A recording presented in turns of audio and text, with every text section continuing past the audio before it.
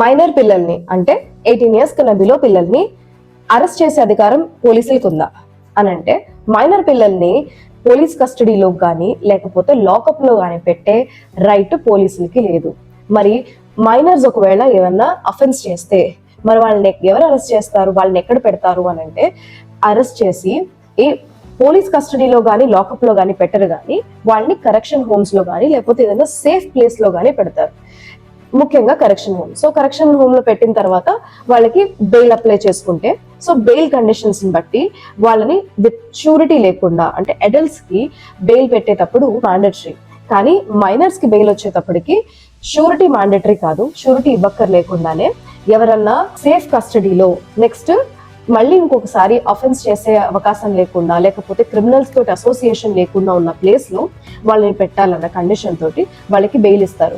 Example ఏంటి అంటే, మనకి మొన్న పూణే వాష్ కార్ యాక్సిడెంట్, అందులో డ్రైవ్ చేస్తున్న వాళ్ళు ఒక మైనర్ అన్న ఫ్యాక్ట్స్ అవి కరెక్షన్ హోమ్ కి వాళ్ళని అరెస్ట్ చేసి అక్కడ సెండ్ చేసిన తర్వాత ఈ పర్సన్స్ ని జువెనైల్ జస్టిస్ బోర్డు ముందు ప్రొడ్యూస్ చేస్తారు. సో ప్రొడ్యూస్ చేసిన తర్వాత ఆ contents of the case, facts of the case అవి చూసుకుని వాళ్ళకి బెయిల్ గ్రాంట్ చేయాలి అంటే కనుక బెయిల్ గ్రాంట్ చేస్తారు. సో ఈ వాష్ కార్ యాక్సిడెంట్ కేసులో కూడా బెయిల్ గ్రాంట్ చేస్తూ కండిషన్స్ ఏంటి అంటే, ట్రాఫిక్ రూల్స్ ని ఫాలో అవుతానని చెప్పి, ఎస్ఏ రాయమని చెప్పి, సో అట్లాంటి కండిషన్స్ అన్ని పెట్టారు, బెయిల్ గ్రాంట్ చేశారు.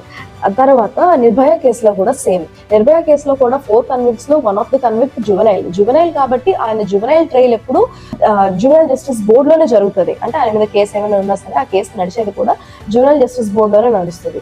ఇక్కడ నిర్భయ కేసులో వచ్చిన తర్వాత అందులో ఉన్న 4 కన్విక్ట్స్ లో, అంటే 4 నేరస్తుల్లో ఈ జువెనైల్ ఈ మైనర్ అబ్బాయి ఎక్కువ గ్రీవియస్ గా దారుణంగా ఆ అమ్మాయి పైన అటువంటి పని చేశాడు కాబట్టి ఆయనని అడల్ట్ కింద కన్సిడర్ చేయమని, అంటే పెద్ద 18 years తర్వాత ఉన్న వాళ్ళందరినీ మేజర్స్ అంటాం, సో మేజర్ కింద కన్సిడర్ చేయమని చెప్పి పిటిషన్ పెట్టుకున్నారు. అలాంటప్పుడు ఏం చేశారంటే, నిర్భయ కేసు అయిన తర్వాతనే వచ్చింది amendment, juvenile justice care and protection act లో వచ్చిన అమెండ్మెంట్ ఏంటంటే, ఇప్పుడు మామూలుగా అయితే 18 years కన్నా బిలో ఉన్న వాళ్ళు మైనర్స్, 18 years నుంచి అబవ్ ఉన్న వాళ్ళందరూ మేజర్స్. సో మైనర్స్ అందరికీ ఈ same laws, JJ act, juvenile justice act same గా రన్ అవుతుంది. కానీ ఇట్లాంటి హీనియస్ క్రైమ్స్ లో ఫస్ట్ ఆఫ్ ఆల్ వాళ్ళ సైకలాజికల్ అనాలిసిస్ చేసి, అంటే వాళ్ళ స్టేట్ ఆఫ్ మైండ్ ఎలా ఉంది, ఒక మైనర్ స్టేట్ ఆఫ్ మైండ్ లానే ఉందా, ఒక లేదు అని అంటే కనుక adult person state of mind లా ఉందా అని చెప్పి సైకలాజికల్ అనాలిసిస్ చేసిన తర్వాత ఒకవేళ adult person state of mind లో ఉందంటే అప్పుడు ఒక మేజర్ పర్సన్ కి ఎలాగ ట్రైల్ చేస్తారో అలా చేస్తారు.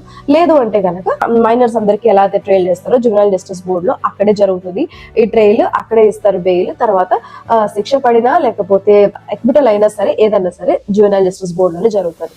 సో ఒక మైనర్ పర్సన్ ని సుప్రీం కోర్ట్ ఈ జడ్జిమెంట్ లో స్పెసిఫై చేసింది ఏంటంటే, ఎట్లాంటి పరిస్థితుల్లోనూ మైనర్ పిల్లల్ని అరెస్ట్ చేయడానికి కానీ లాకప్ లో పెట్టడానికి కానీ పోలీస్ కి ఎట్లాంటి రైటు లేదు. కోర్టు కూడా పోలీస్ కస్టడీకి కానీ లేకపోతే పోలీస్ అరెస్ట్ చేసిన దాన్ని సపోర్ట్ చేయడానికి లేదు. వాళ్ళు మైనర్స్ ని అరెస్ట్ చేసిన వెంటనే కరెక్షన్ హోమ్ కి సెండ్ చేయాలి, అరెస్ట్ చేసిన వెంటనే జువెనైల్ జస్టిస్ బోర్డు ముందు ప్రొడ్యూస్ చేయాలి తప్ప వాళ్ళని లాకప్ లో కానీ వాళ్ళని రెగ్యులర్ జైల్లో కానీ పెట్టడానికి వీల్లేదు.